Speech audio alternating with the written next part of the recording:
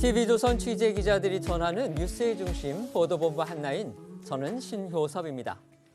법원이 지난주 도이치모터스 주가 조작 사건의 1심 선고를 하면서 김건희 여사의 계좌가 사건에 이용됐음을 판결문에 적시한 것으로 뒤늦게 확인됐습니다. 민주당은 이를 고리 삼아서 특검 공세를 강화하고 나선 반면에 대통령실과 국민의힘은 김 여사가 주가 조작에 가담한 사실 자체를 부인했습니다. 민주당의 친명계 좌장으로 불리는 정성호 의원이 수감 중인 정진상, 김용씨를 특별 면회해서 알리바이가 중요하다는 등의 조언을 한 사실도 알려졌습니다. 정 의원은 오늘 기자회견을 자청해 회유 의혹 등을 전면 부인했는데요. 김건희 여사를 둘러싼 정치권의 대립 먼저 살펴본 다음 정성호 의원 논란으로 이어가겠습니다.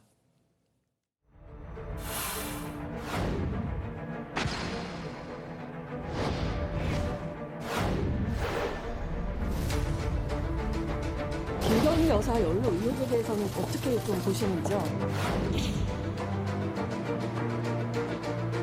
법이 눌린 주가 조작 안건희를 특검하라. 법원의 판결문에도 37번 김건희 여사의 이름이 언급되었습니다. 남은 선택지는 오직 특검뿐입니다.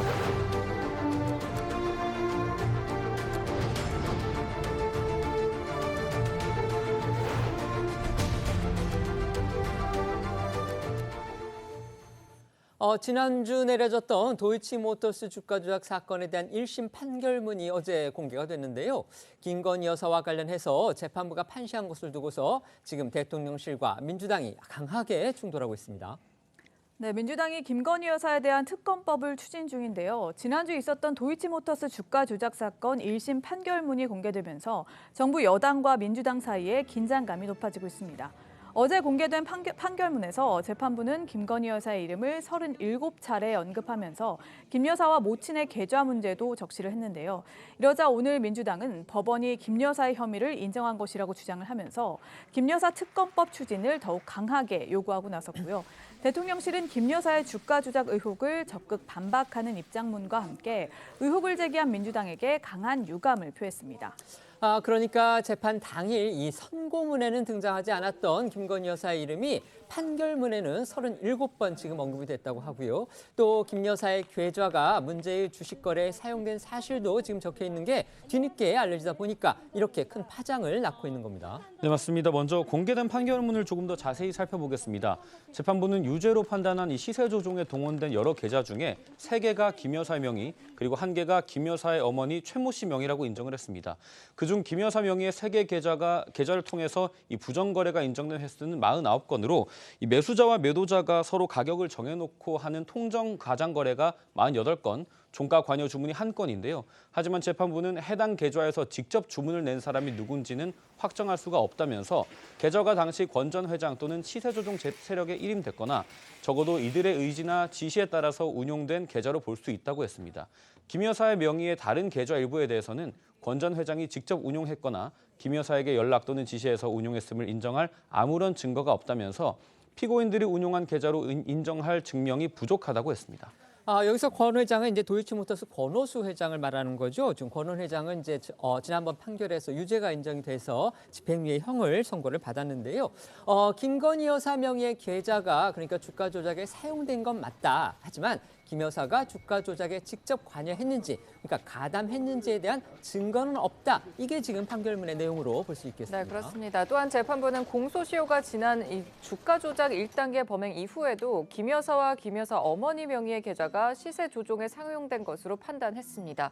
판결문에는 제1단계에 이어서 제2단계에서도 연속적으로 위탁이 된 계좌는 김 여사 최 씨 명의의 계좌 정도다. 이렇게 적시가 됐는데 다시 말해서 공소시효가 남은 2단계 주가 조작에 또 김 여사 명의의 계좌가 동원됐고 다른 자금 제공자들과 달리 1, 2단계 주가 조작 모두에 사용된 정황이 담긴 겁니다. 하지만요, 김 여사 명의의 계좌가 주가 조작에 이용됐다는 사실만으로 김 여사가 주가 조작 공범으로 인정되는 것은 아닙니다. 검찰은 시세 조종에 총 157개 계좌가 동원된 것으로 판단을 했지만 단순히 계좌를 빌려주거나 투자를 위탁하기만 한 사람은 기소하지 않고 직접 자신 또는 가족의 계좌로 주식을 매매하면서 주가 조작에 가담한 사람은 공범으로 재판에 넘겼는데요. 따라서 김 여사가 자신의 계좌가 주가 조작에 동원되는 것을 알고도 이를 위탁했거나 주가 조작 가담자와 사전에 연락을 주고받은 뒤 시세 조정을 위해 주식을 거래했다는 점이 증거를 통해 명확히 입증돼야 공범으로 인정될 것으로 보입니다. 검찰은 판결문을 검토한 뒤 다른 관련자들에 대한 수사나 기소, 항소 여부 등을 결정할 방침입니다. 민주당은 이 같은 1심 판결문이 이제 김건희 여사의 유죄를 인정한 것이다 이렇게 주장을 하면서 더욱 강하게 김 여사 특검을 지금 압박하고 나섰습니다. 네, 오늘 아침 민주당 회의에서는 이 대통령실을 향한 비판 발언이 쏟아졌습니다. 박홍근 원내대표는 이 도이치모터스 주가 조작 사건 1심 판결문에 김 여사의 계좌가 주가 조작에 동원됐다고 적시된 것과 관련해서 법원이 김 여사 혐의를 인정한 것과 다름없다고 해석을 했고 법원 판결에 단순히 전주가 무죄로 나왔으니 김 여사 연루 의혹은 허위라고 반박한 대통령실은 입이 10개라도 할 말이 없게 됐다고 주장했습니다. 그리고 이제 남은 선택지는 오직 특검뿐이라면서 특검을 구성해서 사건의 진상을 명명백백하게 규명해야 한다고 강조했는데요. 박 원내대표의 목소리 들어보겠습니다. 검찰총장 출신 대통령을 남편과 사위로 둔 모녀는 검찰이 입혀준 치해법권의 방탄복을 껴입고 공소시효만 끝나기를 기다렸을 것입니다. 윤석열 대통령 해명도 거짓임이 분명해졌습니다. 대통령실은 입이 10개라도 할 말이 없게 됐습니다. 여당은 윤 대통령의 총보다 무서운 눈총, 대포보다 겁나는 불호령만 지레 의식하면서 대통령 가족 심기 경호에만 안절부절입니다. 남은 선택지는 오직 특검뿐입니다. 대통령실은 이 같은 민주당의 주장이 가짜 뉴스다 이런 식으로 지금 또 맞받고 있습니다. 네, 오늘 오전에 입장문을 낸 대통령실은 민주당이 판결문 내용을 자의적으로 해석해서 정치 공세용 가짜 뉴스를 퍼뜨리고 있다면서 강력한 유감을 표했습니다. 민주당 해석과는 다르게 1심 판결문에는 과거 추미애, 박범계 장관 시절 2년 넘게 탈탈 털어 수사하고도 기소조차 못한 사유가 분명히 드러나 있다고 했는데요. 수사와 재판 과정에서 수십 명을 강도 높게 조사했지만 김건희 여사와 주가 조작 관련 연락을 주고받거나 공모했다고 진술한 사람은 단 한 명도 없고 그 결과 범죄 사실 본문에 김건희 여사에 대한 이 구체적인 언급이 전혀 없다는 겁니다. 특히 대통령실은 일부 언론은 2차 주가 조작 기간에 48회나 거래했다고 부풀리고 있지만 이 매매 내역을 보면 2010년 10월 28일부터 12월 13일까지 단 5일간 매도하고 3일간 매수한 것이 전부라면서 아무리 부풀려도 3일 매수를 주가 조작 관여로 볼 수 없을 것이라고 했습니다. 이와 관련해서 대선 후보 당시 윤석열 대통령의 해명도 다시 한번 들어보시죠. 도이치모터스 그 주식 2010년도 그 거래한 거 일부 그게 뭐 여러분들 그 내역 보셨겠지만 그게 뭐 시세 조정에 뭐가 있습니까? 그 첩보를 가지고 지금 시작이 된 거 아닙니까? 2010년에 제가 결혼하기 전에 이 양반이 골드만삭스 출신이라고 해서 이 양반한테 좀 위탁 관리를 좀 맡기면은 좀 괜찮을 것이다. 한 4달 정도 맡겼는데 손실이 났고요. 그 도이치모터스만 한 것이 아니고 한 10여 가지의 주식을 전부 했는데 손실을 봐서 저희 집사람은 거기서 안 되겠다 해서 돈을 빼고 그 사람하고는 절연을 했습니다. 도이치모터스 주가 조작 사건의 1심 판결문이 어제 공개가 됐는데요. 거기에 김건희 여사의 이름이 나온 것, 그다음에 김건희 여사와 모친의 계좌 사용 문제가 나온 것, 이걸 두고서 지금 대통령실과 민주당이 전혀 다른 해석을 주장하면서 충돌하는 그런 양상을 보이고 있습니다. 패널들께서는 어떻게 보시는지 먼저 민주당 측의 입장 먼저 한번 들어보겠습니다. 말씀해 주시죠. 저는 대통령실이 왜 자꾸 이렇게 김건희 여사에 대해서 변론을 하는지를 모르겠어요. 이 부분에 대해서는 김건희 여사가 직접 얘기하시는 게 가장 올바른 것 같고요. 그다음에 이건 김건희 여사 특검이라기보다는 국민들이 이런 의혹에 대해서 국민 특검이라고 얘기하는 게 나을 것 같아요. 국민들은 바라고 있습니다. 이렇게 대통령실을 방어막으로 해서 숨을 이유가 하나도 없습니다. 떳떳하다면 조사를 받으면 됩니다. 그리고 판결문을 보면 판결문이 지금 무죄라고 주장했던 대통령실이 이 1차 세력에 대해서는 그건 무죄가 아니라 판단하지 않겠어. 공소시효가 지났기 때문에. 그리고 판단하겠어라고 했던 부분이 지금 김건희 여사에 대해서 드러난 겁니다. 계좌 부분이요. 그런데 물론 이 부분이 명확하게 공범이다라고 적시한 바는 없지만 중요한 건 검찰이 그런 증거들을 제시해서 소환해서 조사를 하고 재판부에 그런 것들을 제출해야 됨에도 불구하고 김건희 여사는 1년 전에도 한번 검찰이 소환을 했는데 대선을 이유로 그걸 끝나고 나서 뭐 어떻게 조사를 받을지 어떨지 그런 의사를 밝힌 바가 있습니다. 그런데 1년이 지났어도 검찰은 소환을 하지 않습니다. 그러니까 김건희 여사에 대해서 검찰이 한 번도 불러서 조사를 하고 이야기를 듣고 뭔가를 이 증거를 찾고 공범이 됐는지를 해야 되는데 검찰이 하지 않았잖아요. 그래서 민주당은 검찰의 일을 제대로 하지 않으니 특검을 하자라는 것이기 때문에 이거는 상식적인 주장이지 정쟁 이런 건 아닙니다. 네, 법률가시니까 한번 좀 법률적으로 한번 좀 평가를 해주세요. 그렇습니다. 결론적으로 그 사실관계를 일단 봐야 될 것 같습니다. 네.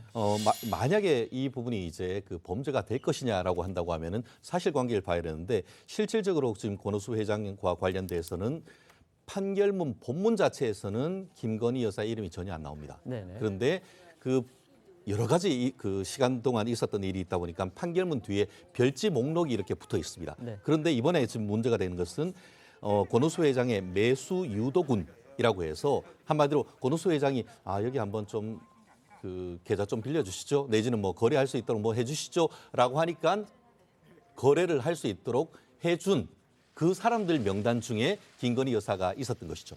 그런데 이번 같은 경우에는 권오수 회장에 대한 집행유예와 함께 지금 그 계좌를 빌려주고 적극적으로 지금 스스로 매매했던 분에 대해서 한 분의 그 최모 씨에 대해서 기소를 했는데 그분 같은 경우에도 매수 유도에 따라서 매매했는 건 맞지만 이 부분에 있어서도 공범으로서의 유죄로 인정할 수는 없다고 해서 무죄를 판결했습니다. 그런데 확인해 봤더니만 그 김건희 여사 같은 경우에는 2010년 10월 28일부터 12월 13일까지 한 5번 정도 매매했다는 거예요. 그런데 권오수 회장 같은 경우에는 2010년 10월부터 2012년 12월까지 거의 2년 넘도록 있었던 그 기간 중에 계속적인 어떤 지속적이고 계속적인 주가 조작을 했던 반면에 지금 그 김건희 여사 같은 경우에는 말씀하신 것처럼 딱 한 2달이 채 안 되는 기간 동안에 실질적으로 이제 거래했던 것은 3번 내지 5번 정도 있단 말이에요. 결국 이것을 전체적인 맥락을 봤을 때는 권오수 회장과 공모를 해서 주가 조작을 했다기보다는 사실상 지금 얘기한 것처럼 권오수 회장의 어떤 그 권유에 따라서 계좌를 빌려주거나 거기에서 일부 거래를 했다라고 볼 수밖에 없는 그런 맥락인 것이죠. 그렇다고 하면은 그것보다 훨씬 더 많이 어떤 거래를 했던 사람에 대해서도 무죄가 나왔다고 하면은 김 여사는 오히려 피해자 내지는 어떻게 보면 참고인에 불과한 것이죠. 그와 같은 것을 지나치게 침소봉대를 해서 마치 이 사건의 주범인 것처럼 민주당이 얘기하는 것은 법적으로 봤을 때는 그것은 성립되기 매우 어려운 것이고 실질적으로 털어봤자 나올 것이 더 이상 없다라고 보는 것이 오히려 맞지 않을까 싶습니다. 네. 어쨌든 김 여사의 주가 조작 의혹 앞으로도 이제 계속 이어질 수밖에 없는 그런 상황으로 보입니다. 어제 민주당의 특검 추진에 제동을 건 것으로 알려졌던 정의당의 입장에도 과연 변화가 생길지 이 부분도 지금 주목되는 거죠. 네, 어제 저희도 전해드렸지만요. 정의당은 민주당이 추진 중인 대장동 의혹과 김 여사에 대한 쌍특검에 대한 신중한 입장을 보이고 있습니다. 김 여사에 대한 특검에 반대하지는 않지만 그보다는 검찰 조사가 우선돼야 하고 이재명 대표 역시 불체포 특권을 포기하고 영장 심사에 당당히 임해야 한다는 건데요. 이런 가운데 오늘 한 라디오에 출연한 이정미 대표는 김 여사에 대한 검찰의 수사와 관련해 한동훈 법무장관에게 질문을 던지기도 했습니다. 어떤 내용인지 이 대표 이야기 직접 들어보시죠. 저희들이 특검 자체를 반대하는 것이 아니라 지금 이 김건희 여사 수사에 대해서 어떤 절차와 방식을 따라야 하는가에 대한 정의당의 입장을 말씀을 드린 겁니다. 그리고 이 권오수 재판을 통해서 김건희 여사에 대한 수사는 이제 불가피한 상황이 되어 있습니다. 검찰이 뭐 오늘 내일이라도 답을 해야 된다고 봅니다. 그래서 제가 어저께 한동훈 장관께 직접적으로 이 질문을 던진 겁니다. 검찰의 수사지휘권을 가지고 있는 한동훈 장관은 이 문제를 어떻게 보느냐. 혐의가 없다고 하든 아니면 혐의에 대한 의혹을 갖고 수사를 하든 지금은 이제 양당 간에 택의를 해야 됩니다. 그러니까 김건희 여사를 검찰이 직접 수사할 것인지 이 여부부터 빨리 결정하라 이겁니다. 네, 김 여사에 대한 검찰의 수사 여부에 따라서 정의당의 입장에도 변화가 생길 가능성이 있어 보입니다. 여기에 이번 2월 임시국회 때 대장동과 김 여사에 대한 특검 법안을 본회의로 바로 올려서 처리하는 이른바 패스트트랙을 목표로 하는 민주당은 정의당을 향한 설득과 압박에 나선 상황입니다. 패스트트랙을 추진하기 위해서는요, 국회의원의 찬성표 최소 180표가 필요합니다. 그렇기 때문에 169석을 보유한 민주당으로서는 지금 6석을 가진 정의당의 협조, 아주 필수적인 그런 상황이죠. 네, 때문에 어제는 민주당과 정의당의 원내 수석 부대표가 서로 만나서 비공개 회동을 가졌지만 입장차만 확인한 걸로 전해졌습니다. 오늘은 민주당 박홍근 원내대표가 직접 정의당을 압박하고 나섰는데요. 오늘 박 원내대표 이야기, 민주당의 김 여사 특검 추진에 대한 어제 국민의힘 반응까지 함께 들어보겠습니다. 김건희 여사 주식 관련 사건은 민주당 정권 시절에 얼마나 많이 파헤쳤습니까? 더구나 박범계 의원이 법무부 장관으로 있을 때 수사할 대로 해놓고 이제 와서 특검하자고 박범계 의원이 들고 있는 거 보니까 저는 참 웃음이 나왔습니다. 법원이 김건희 여사의 혐의를 인정한 것과 다름없습니다. 수사로 밝혀야 할 혐의가 중대합니다. 정의당이 대장동 50억 클럽만 특검을 하고 김건희 여사는 여전히 검사들에게만 맡기자고 한다면 우리 국민은 납득하지 못할 것입니다. 이재명 대표에 대한 검찰의 구속영장 청구가 임박했다, 이런 전망도 지금 나오기 때문에 민주당 이제 맞불 전략을 추진하는 입장에서 아무래도 특검법 통과를 위해서 마음이 급해질 수밖에 없는 그런 상황인 건 맞아 보입니다. 네, 말씀하신 것처럼 법조계 등에선 이 대표에 대한 검찰의 구속영장 청구가 임박했다는 관측이 나오고 있고요.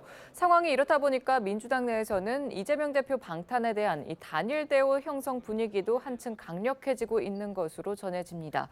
친명계에서는 혹시 모를 체포동의안 통과에 대비해서 부결 당론 추인 필요성을 주장하고 있고, 이 대표 지지자이자 강성 지지층이죠. 이 개혁에 따른 불체포 특권 포기를 요구한 정의당의 공세를 퍼붓고 있습니다.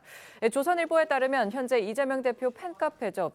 제명인의 마을에는 또 정의당을 비판하는 글이 다수 올라와 있고, 이정미 정의당 대표 SNS와 정의당 공식 SNS, 유튜브 등에도 각각 수십 개 이상의 비판 댓글이 달린 상황이라고 합니다. 아까도 들으셨지만 이제 이정미 대표가 의원 불체포 특권 폐지는 이재명 대표의 대선 후보 공약이었다. 따라서 이 대표가 불체포 특권을 내려놓아야 한다. 이렇게 지금 주장을 하니까 이재명 대표의 강성 지지자들이 지금 정의당과 이정미 대표를 향해서 공격을 하고 있는 그런 상황이라는 겁니다. 네, 일부 이 대표 지지자는 이 제명인의 마을 카페에서 정의당 유튜브 채널 링크 등을 공유하면서 비판 댓글을 달아줄 것을 독려하기도 했고요. 이정미 대표 SNS에는 대장동 건은 이재명에게 상을 줘도 모자란데 정의당에게 표를 줬던 지난 세월이 너무 후회스럽다. 총선에서 보자. 이런 글이거나 또 때리는 시어머니보다 말리는 시누이가 더 밉다더니 국민의힘 당보다 더 꼴보기 싫다. 이런 좀 악성 댓글이 달리기도 했습니다. 여기에 민주당 친명계는 이 대표 체포동의안에 대한 이탈표 방지에 적극 나서고 있는 것으로 전해집니다. 국회의원 체포동의안은 제적의원 과반 출석에 출석의원 과반 찬성으로 가결되는 만큼 20, 30표의 이탈표가 나올 만일의 사태에 대비해 표 단속에 들어갔다는 건데요. 문화일보는 당초 비명계 내부에서 검찰 수사 상황을 보고 판단해야 한다는 기류가 존재했지만 검찰의 수사 기간과 범위가 확정되자 친명계가 비명계를 상대로 설득 작업을 진행하고 있다고 전했습니다. 결국 이제 민주당이 이재명 대표의 체포 동의안이 올 경우에 그 부결하는 걸 당론으로 정해서 의원들한테 사실상 강제할지 이 여부도 관심이 모아지고 있는데, 오늘 민주당에서는 그러면 안 된다, 이렇게 공개적으로 또 반대 목소리도 나왔습니다. 네, 앞서 어제 진성준 원내부대표가 당론으로 결정할 가능성을 언급하면서 이견이 없을 것이라고 말을 했지만, 오늘 민주당에선 부결을 당론으로 한다는 것에 결연히 반대한다는 입장이 나왔습니다. 조홍천 의원의 주장이었는데요. 조 의원 오늘 라디오에 나와서 이 대표 체포동의안에 찬성 입장을 내비치는 의원도 꽤 있다고 말을 했습니다. 조 의원의 목소리 직접 들어보시죠. 아무래도 좀 뒤숭숭하죠. 검찰 영장 청구가 뭐 곧 온다고 그러는데 이번 한 번으로 그칠지 뭐 또 몇 번 더 될지 또 대장동으로 끝날지 뭐 대북 뭐 송금 사건은 어떻게 될지 뭐 우리 당 지지율 제고하고 총선 승리에 도움이 된 게 그 길이 무엇인지 뭐 생각이 복잡합니다. 다들 고민거리도 많고 생각도 많고 그래서 가급적 언급은 좀 꺼리려고 하는데 또 이렇게 얘기하다 보면 조심스레 체포동의안에 대해서 찬성을 넌지시 내비치는 그런 의원들도 꽤 있더라고요. 이 대표 체포 동의안에 대한 민주당의 부결 당론 움직임에 국민의힘에서도 연일 비판이 쏟아지고 있습니다. 오늘은 국회 교섭단체 대표연설에 나선 주호영 원내대표가 이재명 대표의 내로남불을 지적하면서 국민은 불체포 특권 포기를 공약했던 민주당과 이 대표가 공약을 지킬지 지켜보고 있다고 말했습니다. 주 원내대표의 목소리도 듣고 오겠습니다. 특히 소속 정당이 어디인지를 떠나서 현재 이재명 더불어민주당 대표가 여러 가지 부정부패 혐의를 받고 있는 것은 더불어민주당뿐만 아니라 국회 전체 위신을 떨어뜨리고 있습니다.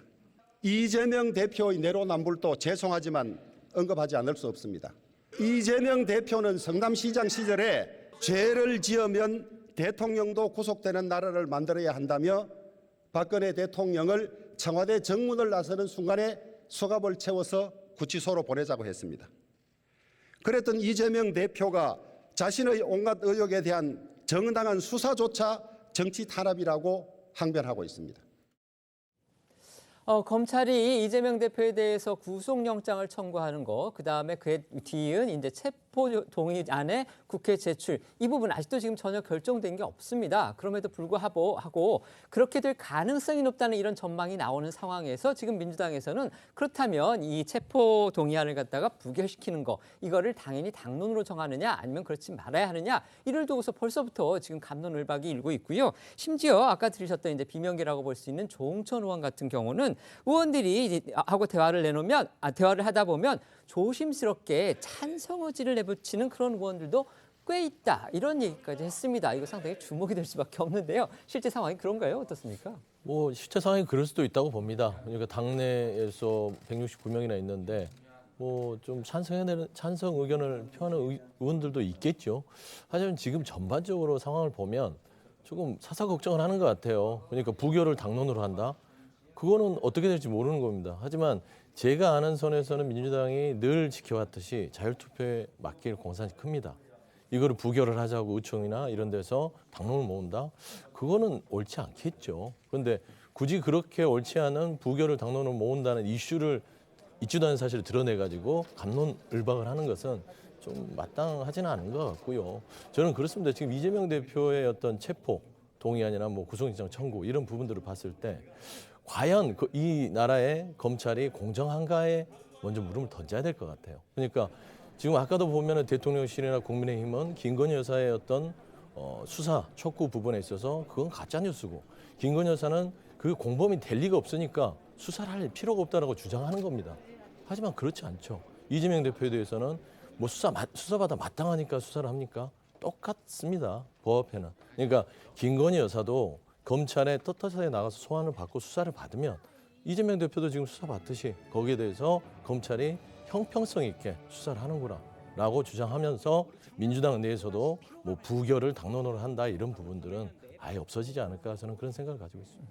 민주당은 앞서서 이제 노웅래 의원 체포동의안, 그다음에 이상민 행안부 장관 탄핵 소추, 이 부분에 대해서는 사실상 단일 대화하는 그런 부분을 충분히 보여줬거든요. 그런데 지금 내부에서도 이렇게 이재명 대표 체포동의안이 올 경우에 뭔가 좀 그 단일 대화가 흩어질 수 있는 그런 부분을 걱정하는 움직임이 분명히 있는 것처럼 그렇게 보입니다. 어떻게 생각하십니까? 그렇습니다. 실질적으로 지금 민주당의 고민정 의원 같은 경우에도 지난달에 이것이 국회로 넘어올 경우에는 어떻게 될지 알지 못한다라는 얘기를 벌써 한 달 전부터 했었고, 지금 최근 같은 경우에는 조금 전에 얘기하신 것처럼 지금 민주당 내에서도 이른바 비명계 쪽에서 이거와 같은 것을 당론으로 정하는 것 자체가 어느 도단이다라는 얘기가 나오고 있는데요. 사실 이 부분이 백보양보해서 설령 당론으로 한다 하더라도 그것이 그대로 표로 이어질지에 대해서는 의문이라고 얘기하지 않을 수 없는데요. 왜냐하면은 국회에 대한 체포 동의안과 관련해서 의결 방식은 지금 국회법에 따라서 무기명 투표로 하게 되어 있습니다. 네.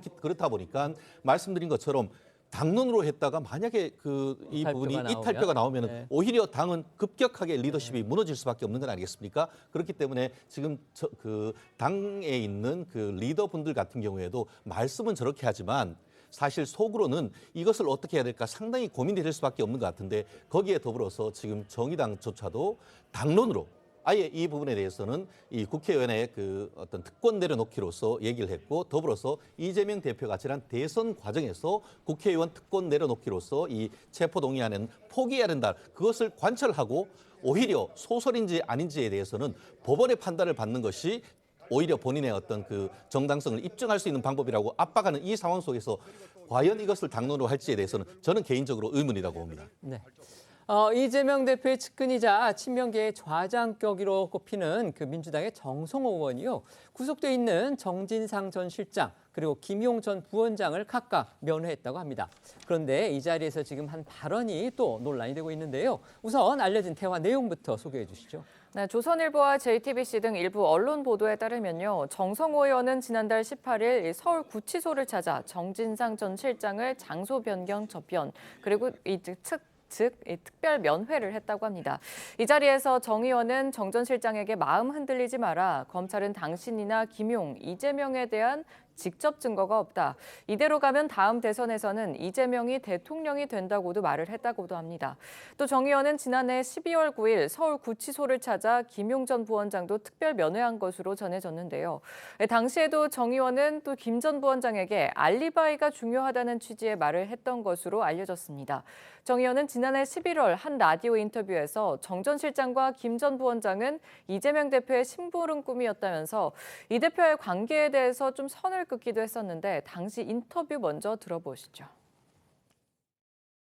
오히려 김용 정진상은 정치적 공동체라기보다도 이재명 당대표의 시장 또는 도지사 때 그 심부름하던 참모들이었죠. 네. 그들과 어떤 뭐 정책 목적을 같이 해오는 지향했던 그런 정치적 관계는 아니라고 저는 생각합니다.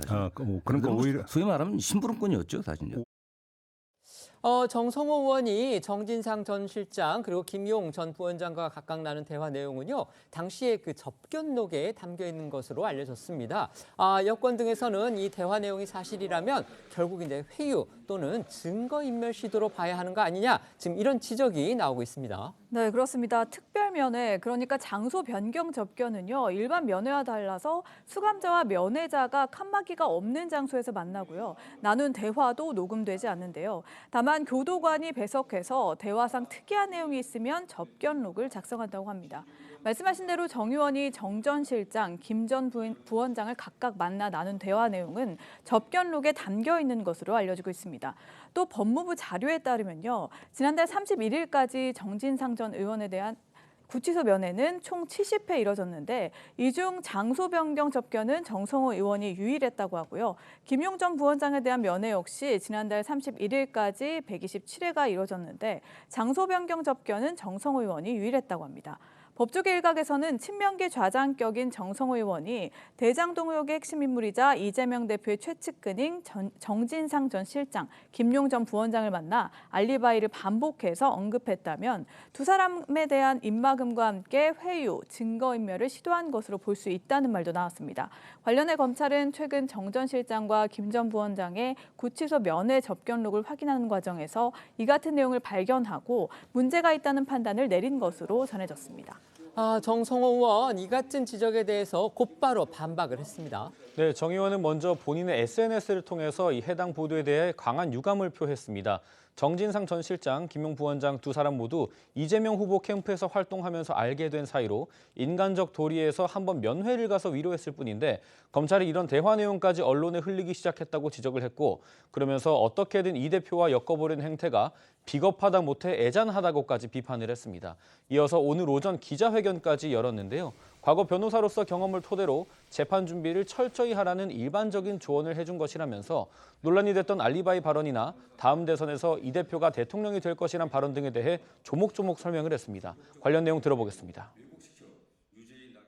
두 사람은 대선 과정에서 수시로 소통했던 관계로 명백한 증거가 드러나지 않은 상태에서 구속 기소된 두 사람을 위로하고 격려하려는 취지 그 이상도 그 이하도 아니었습니다. 제가 과거 변호사로서의 경험을 토대로 재판 준비를 좀 철저히 하라는 일반적인 조언을 했습니다.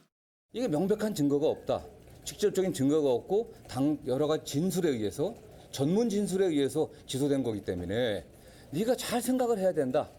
현장이 없었던 걸 증명해야 된다. 현장 부재 증명, 그게 영어로 알리바이입니다. 꼭 알리바이 만들 준비를 잘해라. 이런 얘기를 주로 한 60~70% 정도 했습니다. 지금 정부 여당이나 이 정권이 하는 거 보면 굉장히 힘들게 가고 있지 않냐, 저게. 이렇게 가다 보면은 다음에 이재명이 대통령이 되지 않겠냐. 제가 이렇게 얘기를 했습니다. 그러니까 지금 알려진 보도 내용에서의 소위 정성호 의원의 얘기를 사실상 인정을 했다. 이렇게 또 볼 수도 있겠습니다. 네, 그렇습니다. 정 의원은 접견록을 입수할 수 있으면 그대로 언론에 공개하겠다 이렇게 강조를 하기도 했고요. 검찰이 이런 사담까지 언론에 유출한 저희가 무엇이겠냐며 검찰에 대한 비판 수위도 굉장히 높였습니다. 또 정 의원은 이 대표가 본인의 면회 사실을 알고 있었는지 묻는 질문에 이 대표도 몰랐다면서 자신의 통화 기록을 검찰에 임의 제출하라고 하면 내겠다고도 덧붙이기도 했는데 먼저 그 내용 들어보시죠. 이게 공무상 취등하는 비밀 아닙니까? 이게 대한민국이 저는 언론인들께 좀 정부 당부하고 싶은 게 과거 박정희 대통령 시대로 돌아가고 있는 거 아니겠습니까? 대한민국 검찰이 이게 무슨 공산주의 국가도 아니고 사적 대화들까지 녹음해갖고 유출해갖고 어쨌든 다시 정치적 공세의 장으로 그런 정치적 공세에 어떤 자료를 쓰려고 하는 이런 행태는 좀 비판받아 마땅하고요. 진짜 범죄적 행위라고 생각합니다. 정성호가 마치 무슨 증거를 인멸하고 회유하려고 했던 게 아니냐. 이 저희가 뭐겠습니까, 사실은. 이재명 대표하고 통화해서 이렇게 가겠다. 이재명 대표는 제가 알기로는 이거 보도하고 제가 면회 간 걸 알 겁니다. 이 대표는 전혀 몰랐을 거예요. 그거는 이 대표하고는 통화한 건 뻔하지 않습니까? 그거야 그러나 이재명 당대표 또는 이재명 보좌관들하고 통화 기록 이미 제출해라. 제출할 수 있습니다. 이재명 대표는 결국 어떤 입장 밝혔습니까? 네, 관련해서 이재명 대표는 오늘 아침 취재진과 만난 자리에서 관련 질문이 나오자 웃음으로 대신했습니다. 또 정진상 전 실장의 변호인은 오늘 오전에 입장문을 통해서 정성호 의원이 위로하기 위해 면회를 왔을 뿐 회유 사실이 전혀 없다면서 이 검찰이 언론에 접견 내용까지 악의적으로 흘렸다고 반박을 했고요. 정진상 전 실장의 진실성에 흠집을 내려는 시도라고 강조했습니다. 그러면서 정 전 실장은 오히려 자신의 억울함이 밝혀질 것이니까 또 민주당은 이재명 대표를 도와서 흔들림 없이 민생을 챙겨줄 것을 부탁했다고도 덧붙였습니다. 이 같은 보도 내용에 대해서 여야 정치권에서도 반응을 보였을 것 같은데요. 어떤 이야기들 나오고 있습니까? 네, 국민의힘에서는 친명계 좌장격인 정성호 의원이 이 대표 의혹의 핵심 인물인 두 측근을 대화도 녹음되지 않는 특별 면회를 통해 만났다는 점을 강조하면서 그 의도가 분명하다고 꼬집었습니다. 국민의힘 양금희 수석대변인 목소리부터 들어보겠습니다. 이재명 대표의 불법과 비리 혐의의 핵심에 있는 수감 증인 인물을 민주당 현직 의원이 직접 찾아가 건넨 말들이 가히 충격적입니다. 수감자와 면회자 간의 접촉 차단 시설도 없고 대화가 녹음되지 않는 특별 면회를 통해 이루어졌다니 그 의도는 분명합니다. 민주당 정성호 의원은 이재명 대표와 사법연수원 시절 동기이자 이재명 대표의 자장이라고 평가받고 있습니다. 반면에 민주당에서는요, 정성호 의원이 법조인 출신인데 기록이 되는 면회 자리에서 회유나 증거인멸을 시도한다는 것은 말이 되지 않는다는 반박이 나왔습니다.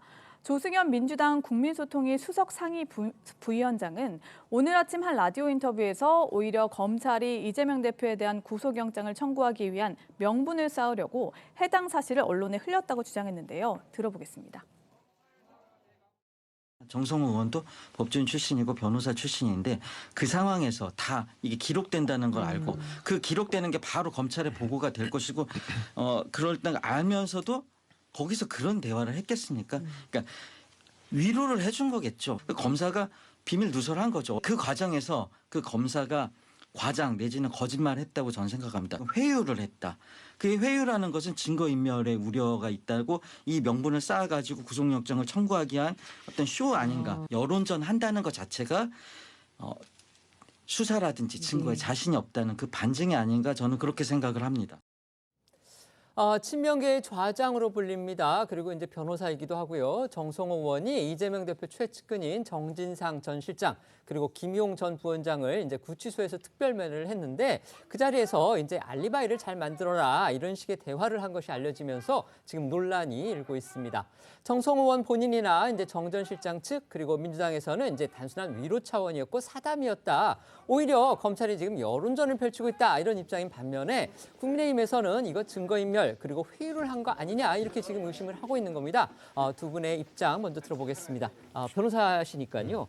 특히 변호사들이 이렇게 일반적으로 들어가서 이렇게 얘기를 또 조언이나 충고를 해줍니까? 어떻습니까? 그 말씀하신 것처럼 변호사로서는 묵비권에 대한 권유는 할 수 있습니다. 그렇지만 구체적인 어떤 그 증거 관계를 오염시킬 수 있는 것은 변호리로서의 어떤 그 권한을 넘어서는 것이죠. 말씀하신 것처럼 단순히 묵비권을 지금 행사하는 것은 그로 인해서 불이익이 없다라는 그런 것을 설명하는 것은 가능합니다. 그렇지만 그것을 넘어서 경우에 따라서는 지금처럼 이제 묵비권을 행사하면서 계속할 경우에는 추가적인 증거가 없기 때문에 이재명 대표는 무죄가 나올 것이고 그러면은 그렇게 해서 다음번에 대선이 돼서 결국은 그 대통령이 될 경우에는 결국 본인에 대해서 설령 당신의 유죄가 난다 하더라도 그거에 대해서 사면 복권해 줄 수가 있다라는 이익을 제공했다고 할 수 있는 그런 뉘앙스가 강력하게 느껴지는 건 아니겠습니까? 물론 그렇게 직접적으로 얘기한 건 직접적으로는 아닙니다. 하지 않았지만 지금의 내용 자체가 결국 단순한 그 어떤 변호인으로서의 묵비권 행사를 넘어서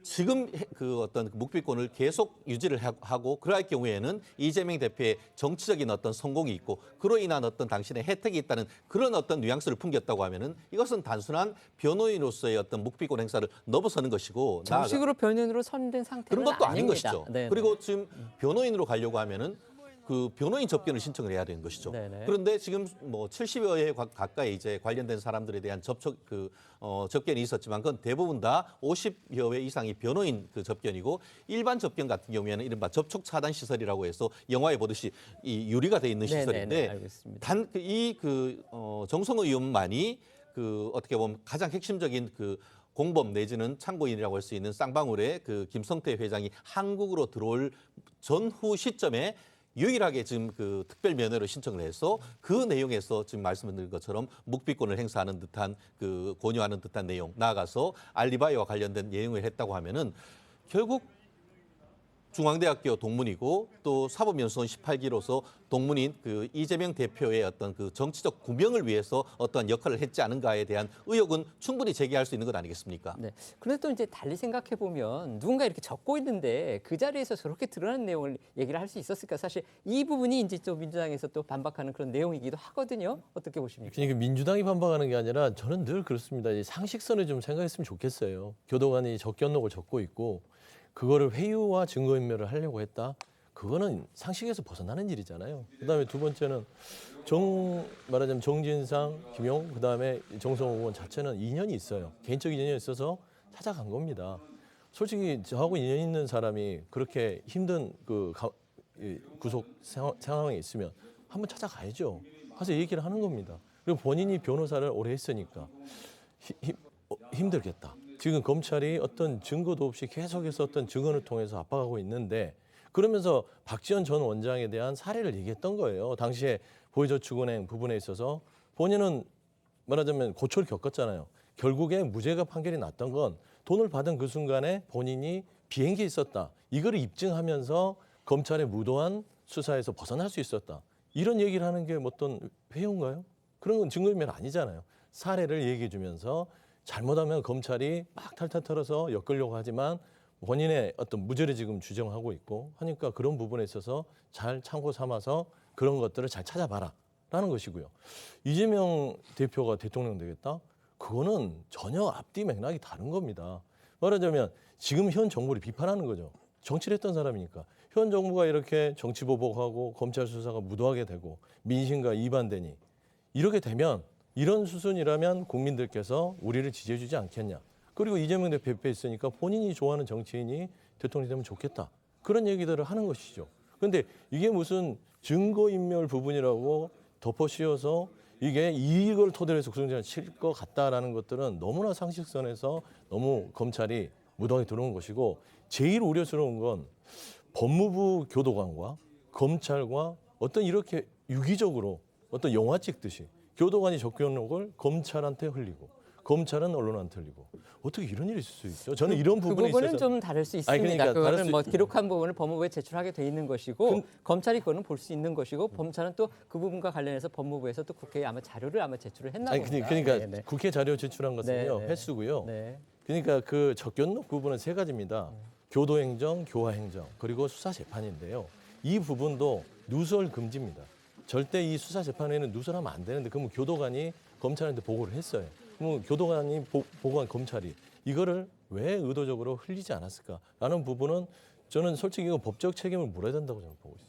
그런데 이제 또 생각을 해보면 정성호 의원이 사실 변호인도 아니고 정식으로 선임된 그런데 굳이 특별 면회까지 신청을 해서 국회의원으로서의 결국 이제 특권을 인정받았다 이렇게 볼 수밖에 없거든요. 그러니까 그런 부분과 관련해서 또 더군다나 이재명 대표는 곧 대통령이 될 수 있다 이런 식으로 얘기를 하는 부분과 관련해서는 충분히 논란의 소지가 있어 보이기는 합니다. 네, 어쨌든 지금 대장동 사건에 대해서도 알아보려고 하는데요. 대장동 일당 가운데 핵심 인물이죠. 김만배 씨에 대해서 검찰이 범죄 수익 은닉의 혐의로 다시 구속영장을 청구했다. 이런 또 소식이 오늘 전해졌습니다. 네, 김만배 씨는 앞서 대장동 사업 관련 배임 혐의 등으로 구속이 됐다가 지난해 11월 구속기간 만료로 풀려나서 재판을 받고 있는 상황입니다.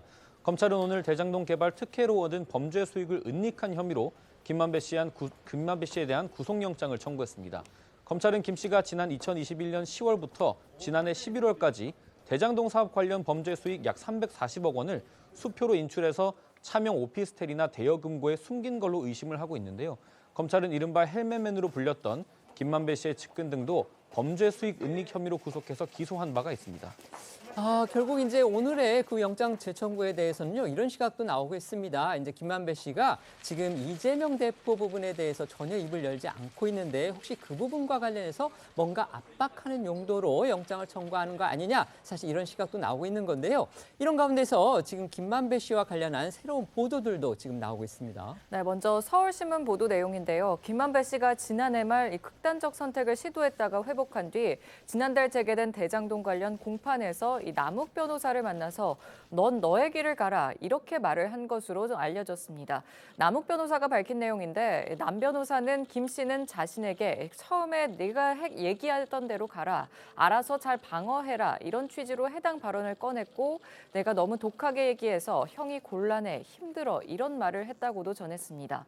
서울신문은 이런 김 씨의 행동과 발언을 종합해보면 김 씨는 이재명 대표의 연루 의혹을 폭로하고 있는 남욱 변호사에게 자신은 입을 닫겠다는 의지를 내비친 것으로 보인다고 보도를 했는데요. 김 씨가 이 대표 측근이 연루된 이 대장동 수익 약정 의혹 등에 대해서 허언이었다고 진술한 것으로 알려졌고 이런 기존 입장을 향후 공판에서도 그대로 이어갈 것으로 보인다는 겁니다. 김만배 씨는 최근 이어진 대장동 관련 재판 출석 당시에도 취재진들이 쏟아지는 질문에 모두 침묵으로 일관했었는데 그 당시 모습도 이어서 보겠습니다.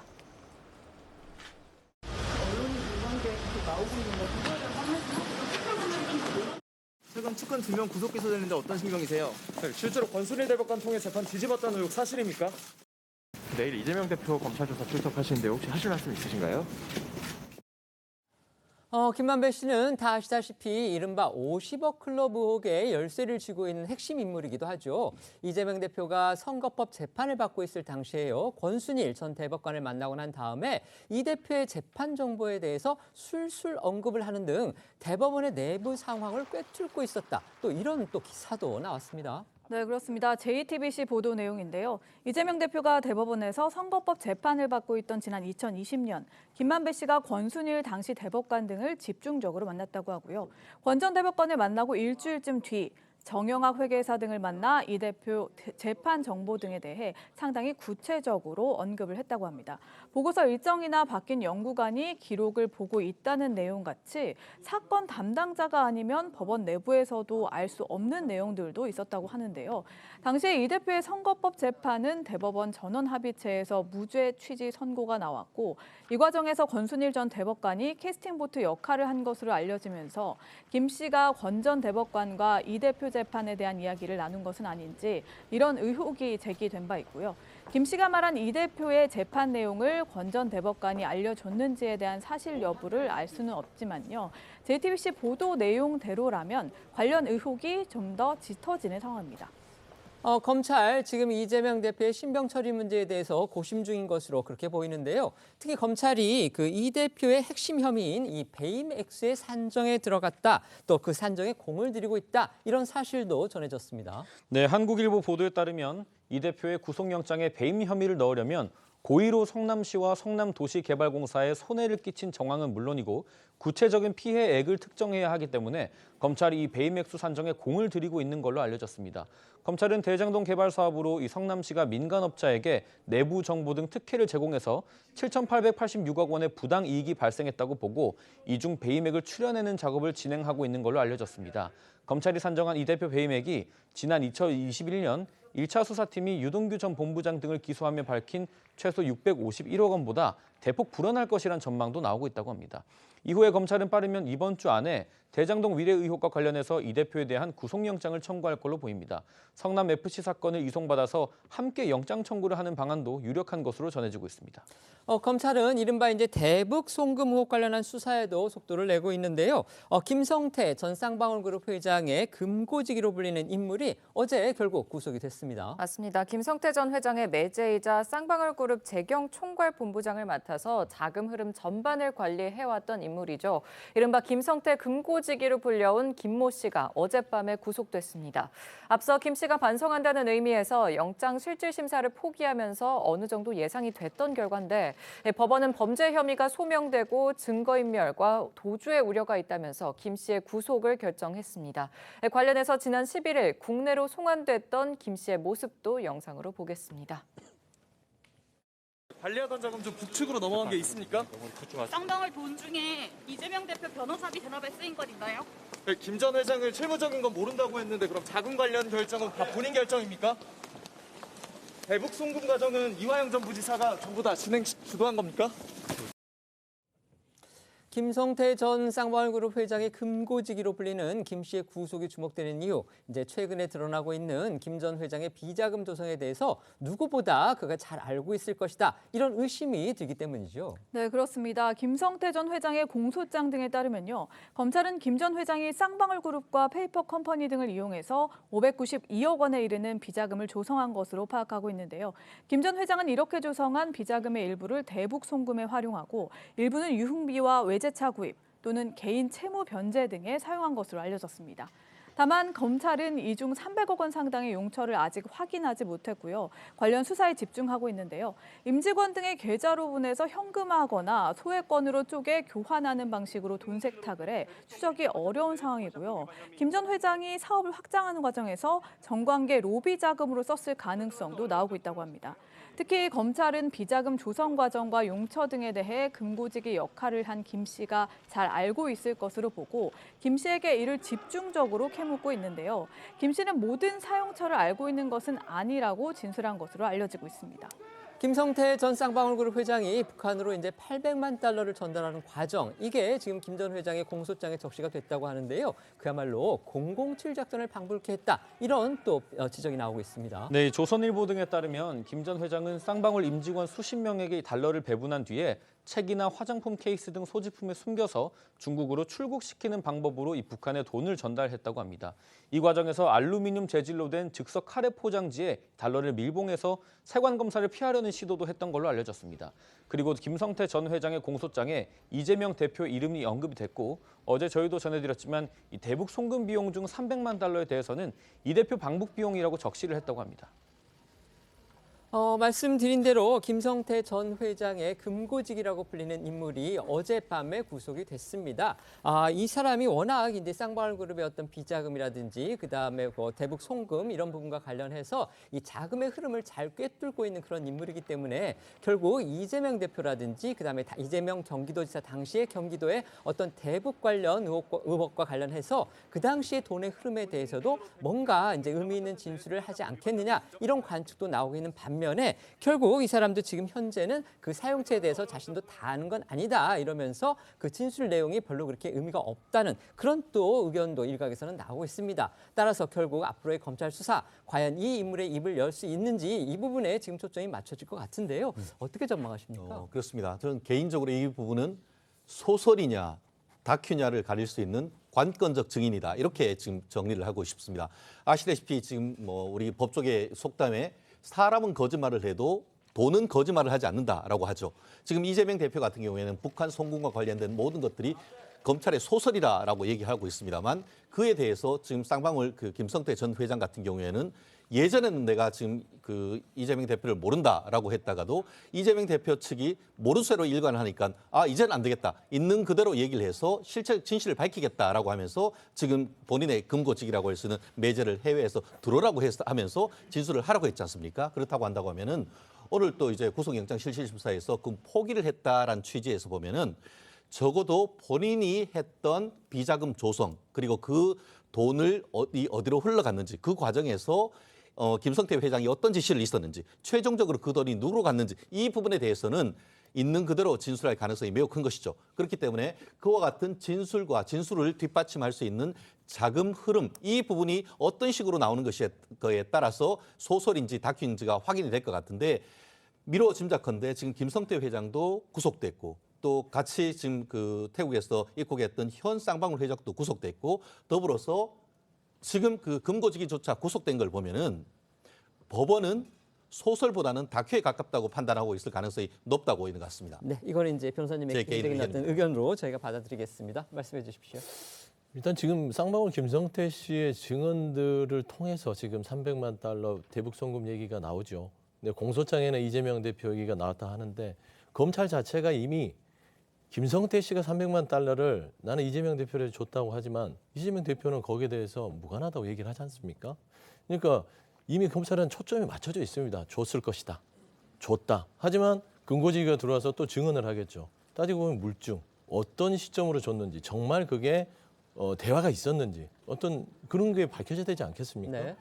저 현 상황에서는 지금 보면 검찰이 좀 궁색해지고 있어요. 처음에 변호사비 대남 부분을 김성태 씨를 통해서 받아내려고 했는데 안 되니까 대북 송금인데 300만 달러를 줬다는 그 시점은요. 상식적으로 이미 남북이 방북을 할 수 있는 여건이 전혀 아닌 시점이었습니다. 국민들도 다 알고 있습니다. 그런데 김성태 씨가 거짓말을 하는지 안 하는지는 그 상황을 봐도 알 수 있을 거거든요. 그런데 검찰은 이걸 무리하게 금고지기까지 와서 어떤 진술을 뭐 받아낼지는 모르겠지만 이재명 대표의 연관성을 입증하기는 쉽지 않을 것 같다라고 좀 보고 있습니다. 네, 이제 국민의힘 소식도 알아보겠습니다. 어제 오후였죠. 제주도에서 국민의힘 당대표 그리고 최고위원 후보들의 첫 합동연설회가 열렸습니다. 이제 선거전이 공식으로 개막을 한 건데요. 오늘은 부산에서 또 두 번째 합동연설회가 열립니다. 네, 그렇습니다. 국민의힘은 오늘 오후 잠시 후인 3시쯤에 부산항 국제전시 컨벤션센터에서 부산, 울산, 경남 합동연설회를 개최합니다. 부울경 지역은 국민의힘 전체 선거인단 가운데 18.6%로 좀 높은 비율을 차지하고 있고요. 양강구도로 형성 중인 김기현, 안철수 후보의 고향이기도 해서 치열한 신경전이 예상되는데요. 특히 안 후보가 당대표가 되면 대통령 탄핵이 우려된다는 김기현 후보의 이른바 탄핵 발언을 둘러싸고 어제에 이어 오늘도 공방이 이어질 것으로 보입니다. 후보들은 각자 내년 총선 승리 전략과 정책 과제 등도 제시할 전망입니다. 어제 오후 열렸던 제주 합동연설회에서는요, 이제 당권 주자들의 공방이 뜨거웠던 것은 물론이고요. 그 양강구도를 형성 중인 김기현, 안철수 두 후보 지지자들 간의 기싸움, 이것도 아주 팽팽했다고 합니다. 네, 맞습니다. 현장 연설의 본 행사를 앞두고 이 행사가 열린 제주도 호텔 로비 앞 광장에서는 멀리서도 들릴 정도로 후보 지지자들 간의 시끌벅적한 응원전이 펼쳐졌습니다. 김기현 후보 지지자들은 꽹과리 등 악기를 연주하고 대형 기를 흔들면서 연신 당대표 김기현을 외쳤고요. 안철수 후보 지지자들 역시 큰 목소리를 내고 피켓을 흔들면서 지지를 호소했습니다. 황교안 후보 지지자들은요, 두 진영 간 틈새 공략에 나서면서 이 응원전에 참전을 했습니다. 당대표 정견 발표에서도 마지막 순서로 김기현 후보가 발언대에 올랐는데요. 이때 지지자들은 플랜카드를 꺼내들고 북과 장구를 치면서 당대표 김기현을 연호했습니다. 이 과정에서 안철수 후보 지지자와 김 후보 지지자 사이에 약간의 충돌도 일어났다고 합니다. 당대표 후보들은 이제 서로를 향해서 견제구를 날리면서 초반 기세를 올리기 위해서 또 안간 힘을 썼다고 합니다. 네, 첫 주자로 나섰던 안철수 후보는 김기현 후보를 향해서 줏대 없이 이리저리 끌려다니는 당대표, 힘 빌려 줄 세우기 시키고 또 혼자 힘으로는 설 수 없는 당대표로는 총선에서 이길 수 없다고 목소리를 높였습니다. 김기현 후보는 최근 안윤연대 등의 발언으로 대통령실과 친윤계로부터 거센 공격을 당한 안 후보를 겨냥해서 과정에서 대통령과의 호흡이 중요하다고 맞받았습니다. 각각 목소리 한번 듣고 오시죠. 줏대 없이 이리저리 끌려다니는 당대표, 힘 빌려 줄 세우기 시키고 혼자 힘으로는 설 수 없는 당대표, 이런 당대표로는 총선에서 이길 수 없습니다. 그런데 그런 성과를 만들어내려면 어떻게 되느냐. 대통령하고 손발이 맞아야 될 것 아닙니까? 대통령하고 자꾸 어긋난 길로 가고 당정 분리라 그러면서 당 지도부가 대통령을 견제해야 된다 그러면 우리가 왜 여당합니까? 야당해야지. 우리는 대통령과 공조와 협력을 해야 되는 그런 부부관계인 것이지 서로 따로 떼어놓고 사는 그런 별가는 관계가 아닙니다. 김기현 후보의 이른바 대통령 탄핵 관련 발언도 또 도마 위에 올랐죠. 네, 어제 저희도 전해드렸는데요. 김 후보가 최근 안철수 후보가 당대표가 되면 윤 대통령이 탄핵당할 우려가 생긴다 이렇게 말해서 연일 논란이 되고 있는 상황이죠. 이 문제는 어제 연설회에서도 언급이 됐는데요. 안 후보는 대통령 탄핵을 언급하는 정신 상태라면 결코 총선에서 이길 수 없다고 강하게 날을 세웠고요. 김기현 후보는 다시는 그런 과거를 우리가 반복해서는 안 된다고 얘기한 거라고 반박을 했는데요. 직접 듣고 오겠습니다. 당대표 후보가 대통령 탄핵을 언급하는 정신 상태라면 이런 실수 또 계속 반복한다면 이런 당대표로는 결코 총선에서 이길 수 없습니다. 과거에 우리가 현재 권력과 미래 권력이 충돌했을 때 생겼던 당내 내분 사태를 우리는 직접 경험했습니다. 그로 인해서 다시 떠올리고 싶지 않은 그런 사태도 있었습니다. 그렇기 때문에 이것을 반면교사로 삼아야 된다. 당을 안정시킬 수 있는 사람, 원팀으로 만들어갈 수 있는 사람이 당 대표가 된다는 취지의 말씀을 드린 것입니다. 예비 경선 컷오프에서 이제 친이준석계로 분류되는 대표 그리고 최고위원 후보들이 전원 생존하면서 지금 이준석계가 점점 존재감을 드러내고 있다 이런 평가가 많습니다. 당원권 정지 상태인 이준석 전 대표가 직접 선거운동 현장에 뛰어들면서 지원 사격에 나서고 있는 그런 모습도 지금 보이고 있습니다. 네, 당대표 후보 중에선 천하람, 최고위원 후보로는 허은하, 김용태, 청년 최고위원 후보에선 이기인 후보가 친이준석계로 분류되죠. 이 전 대표는 어제 이들을 지원하기 위해서 연설회 현장에 등장했습니다.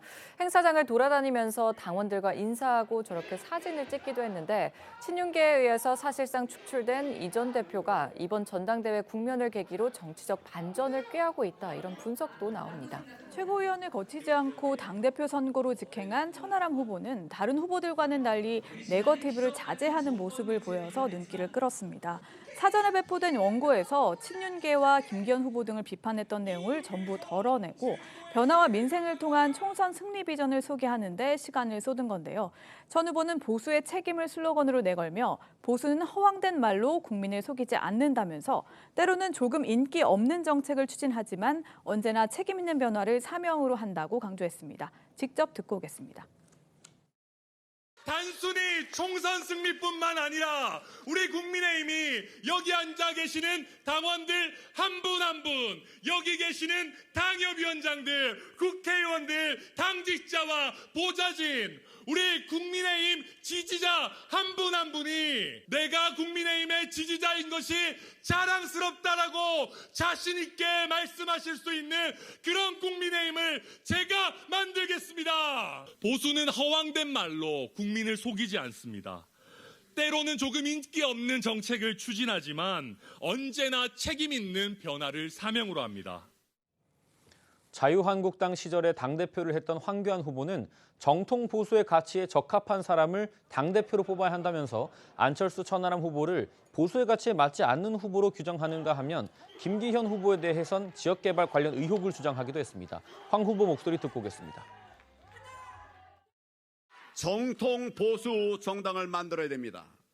우리가 나라는 나라인데 막 좌파 우파가 뒤섞여 있는 가짜 보수가 우리 안에 함께 있으면 우리가 뭘 할 수 있겠습니까? 못하죠. 저희 기자들이 소개해드린 대로 지금 당원권 정지 상태인데도 불구하고 이준석 전 대표가 자신이 미는 후보들을 위해서 지금 직접 전당대회 경선전에 뛰어들어서 선거운동을 지원하는 그런 모습을 보이고 있습니다. 과연 근데 이것이 자신이 지지한 후보들의 어떤 득표에 도움이 될지 아니면 역효과가 있을지 이 부분을 둘러싸고서도 지금 의견이 좀 엇갈리는 것 같습니다. 어떻게 보십니까? 저는 개인적으로는 적어도 지금 후보자들 같은 경우에는 상당히 도움이 될 가능성이 오히려 크다라고 보는 것 같습니다. 왜냐하면은 실제로 지금 그 이준석계라고 얘기할 수 있는 조금 전에 있던 천하람 후보라든가 아니면 김영태 전 최고위원이나 이분들 같은 경우에는 공동 마케팅을 하고 있죠. 네네. 그렇기 때문에 결국 지금 이번 그 선거 과정에서도 합정 연행을 해서 최고위원들 같은 경우에도 투표를 해야 되는데 그 중심 쪽에서는 지금 이준석 대표가 사실상 지지를 받는 리더 역할을 사실 하고 있지 않습니까? 그렇다고 한다고 하면은 특히 2030 그중에서도 남성표를 결집할 수 있는 표 결집력에 있어 가지고는 마이너스보다는 플러스가 크다. 다만 지금 이 여성분들이라든가 아니면은 좀 6070, 50, 6070 이 부분들에 대해서는 상당 부분 지금 호소력을 떨어뜨릴 수는 있겠지만 본인들의 핵심적인 지지층을 결집하는 그런 역할에는 충분히 있기 때문에 본인들도 그것을 노리고 같은 공동 마케팅을 하고 있는데 뭐 뚜껑은 열어봐야겠습니다만 저는 적어도 본인들한테는 한 표라도 더 도움이 될 것이라고 예측을 합니다. 어떻게 보십니까? 같은 생각이에요. 이준석 전 대표 같은 경우는 선거 참 잘합니다. 그리고 영리하고요. 그러니까 선택과 집중을 잘하는 어떤 젊은 정치인인데요. 저는 여기에서 하나를 봅니다. 이 구조 자체가 처음에 이 과정, 컷오프까지 가는 과정들이 용산이 개입하면서 불공정 이슈가 들어왔던 겁니다. 그래서 윤심이 당심이라고 생각을 했을 거예요. 뭐 김기현 후보 측이나 국민의힘이나 용산도 그랬을 건데 그 나타난 현상이 김기현 후보로 나타나지 않았어요. 그 틈을 벌려준 게 이준석의 등장을 벌려준 건 용산입니다. 그런 의미에서는 당원들은 본인들에게 어떤 투표를 강요하는 지금 현재 상황이 맞특지 않아요. 그 불쾌감을 어디로 가겠습니까? 결국 이준석 전 대표의 등장으로 인해서 이준석계로 있는 후보들에게 그 표가 갈 공산이 크기 때문에 저는 상당한 도움이 될 것이다 보고 있습니다. 네, 한번 지켜보겠습니다. 지금부터는 오늘 하루 놓치면 안 될 핫한 뉴스를 모아 전해드리는 어쩌다 이런 일이 코너로 이어가겠습니다.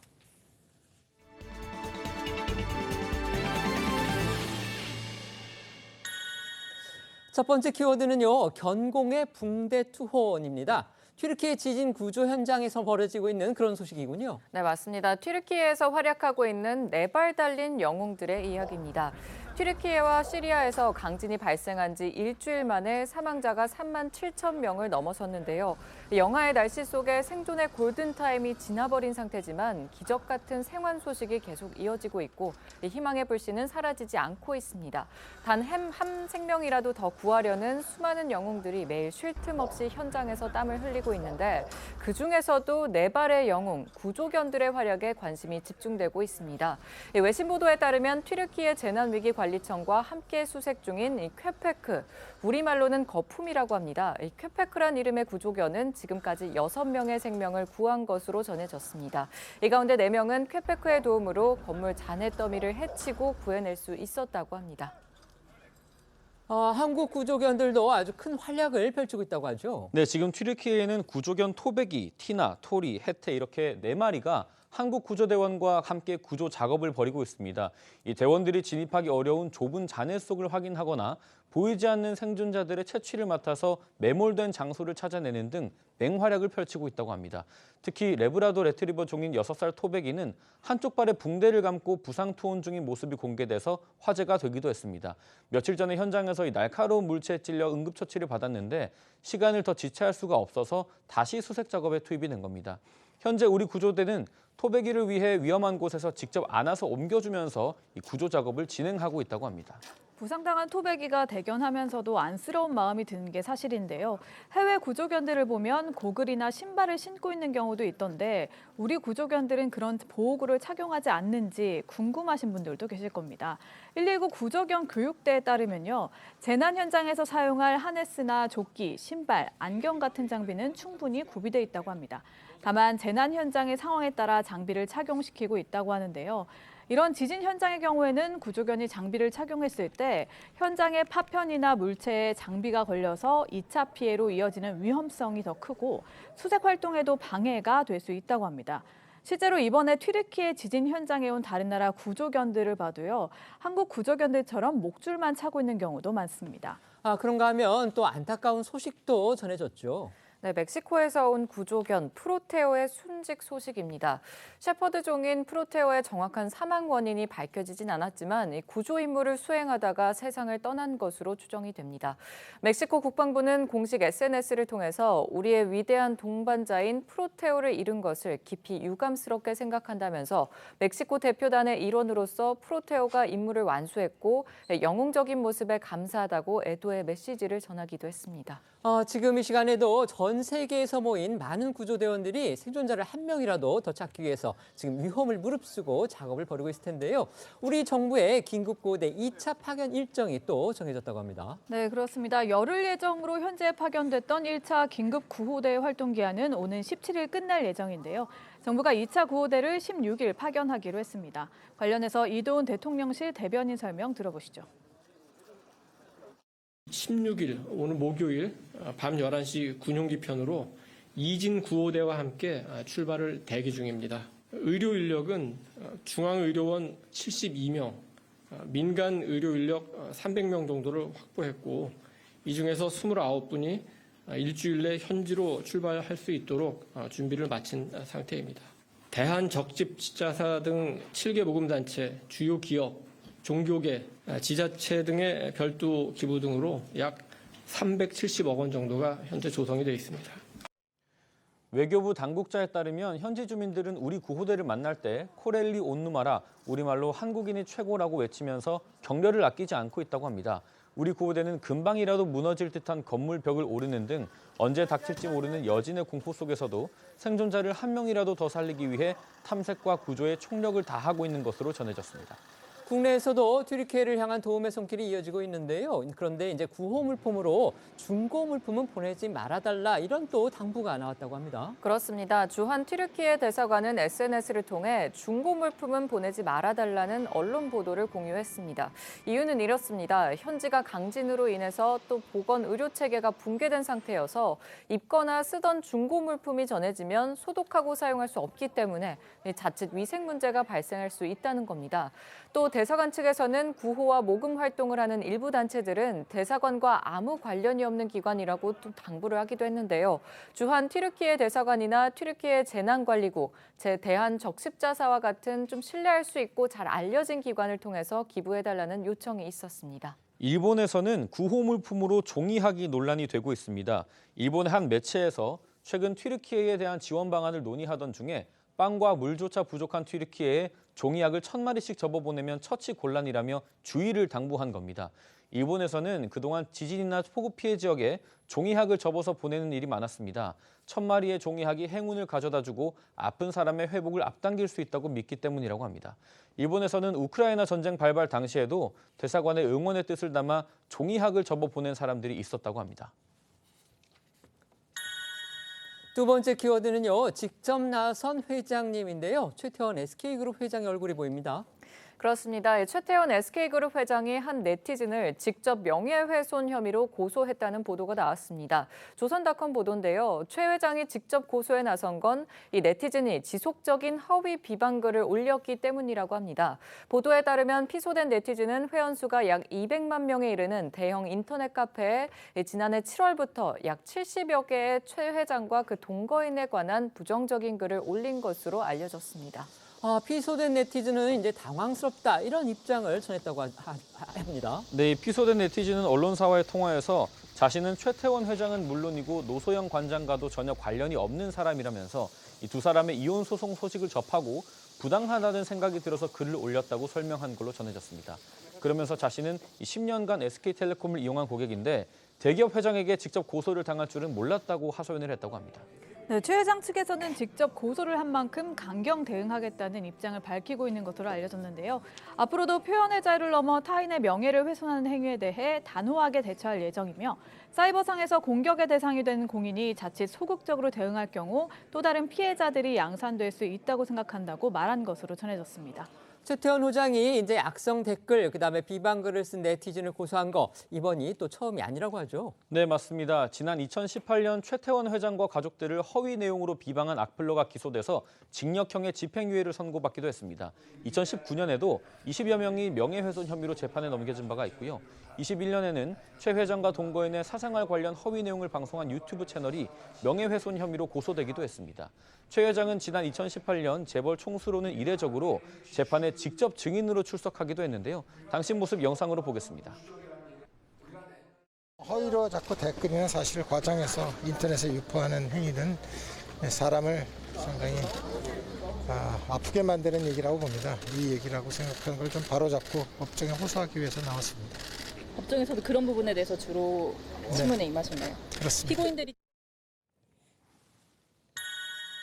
세 번째 키워드입니다. 대통령을 쏘세요. 이거 무슨 얘기인가요? 네, 지난 주말 진보 성향 시민단체 집회에서 있었던 이 활쏘기 이벤트가 논란이 되고 있습니다. 이벤트 내용을 보면요, 이 탁자 위에 각각 윤석열 대통령과 김건희 여사, 한동훈 법무부 장관 얼굴 사진이 붙은 이 관역판을 두고 저렇게 장난감 활을 쏴서 마치도록 하고 있는 겁니다.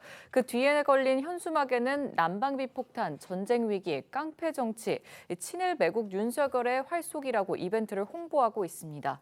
이 행사 사진은 집회를 주최한 단체에서 집회가 끝난 뒤에 공식 SNS에 스스로 공개한 것으로 알려졌습니다. 이 이벤트와 관련한 사진들을 보면 한 성인 남성이 신발을 벗어서 관역을 때리려고 하자 초등학생 정도로 보이는 어린이가 환호하듯 두 팔을 든 모습도 포착이 됐습니다. 때문에 일각에서는 행사에 아이들도 제한 없이 참여한 게 아니냐는 지적과 함께 어린이들이 있는 자리에서 정치적인 메시지를 담은 풍자의 범위를 넘어섰다는 비판의 목소리도 나오고 있습니다. 일부 네티즌들은 윤석열 대통령을 지지하진 않지만 이건 좀 너무하다. 북한군이 김관진 전 국방부 장관 사진을 표적지로 세워놓고 실사격 연습한 장면이 떠오른다. 인현왕후 저주하던 장희빈이냐, 이런 다양한 반응을 보였습니다. 이런 논란에 대해서 집회 주최 측 어떤 입장을 냈습니까? 이 집회를 주최한 촛불행동은 윤석열 대통령 당선 직후인 작년 4월 출범해서 작년 8월부터 매주 토요일 촛불 집회를 열고 있는데요. 촛불행동 측 관계자는 이번 논란에 대해 촛불행동에서 공식적으로 설치한 부스는 아니고 참여한 수많은 시민단체 중 한 곳에서 설치한 것으로 파악됐다고 설명을 했는데요. 그러면서도 민주사회에서 대통령에 대한 충분히 가능한 수준의 풍자 퍼포먼스라고 본다, 이렇게 주장했습니다. 지금 보신 이 풍자 퍼포먼스라고 주최 측은 주장을 했는데요. 어떻게 보셨습니까? 간단하게 말씀해 주시죠. 법적으로 모욕죄 여부와 아동복지법 위반 여부가 문제될 것 같습니다. 모욕죄 같은 경우에는 물론 정치인들에 대해서는 정책 표현의 자유가 넓게 인정되지만 그럼에도 불구하고 그 정도를 넘어서면은 말로 하는 것뿐만 아니고 그 자체로서 경멸적 어떤 행위를 한다는 점에서 모욕죄 성립 여부가 문제될 것 같고, 나아가서 아이들, 지금 아까는 신발 던지는데 환호한 것을 넘어서 활을 쏘는 듯한 그런 모습도 있잖아요. 사람 얼굴을 향해서 활을 쏘도록 하고 옆에서 격려하는 것은 오히려 아동복지법상 정서적 학대가 되지 않은가 의심이 들 정도가 아닌가 생각을 합니다. 네, 평가해 주시죠. 너무 과하게 얘기하는 것 같아요. 정치적인 풍자 부분인데 얼마나 국민들이 속상하면 그러겠습니까? 이 나라는요, 대통령을 지지하는 국민도 있지만 지지하지 않는 국민도 있습니다. 먹고 살기 힘들고 물가 많이 올라가고 전쟁 위기 있고, 이건 사실이지 않습니까? 이런 부분을 그냥 좀 풍자식으로 했다는 부분이기 때문에 이런 부분을 너무 과하게 정치적으로 들여올 필요는 없을 것 같습니다. 네, 저희는 1분 뒤에 다시 돌아오겠습니다. 오늘 준비한 소식은 여기까지입니다. 저희는 내일 오후 1시에 더 핫한 소식으로 찾아뵙겠습니다. 시청해 주셔서 고맙습니다.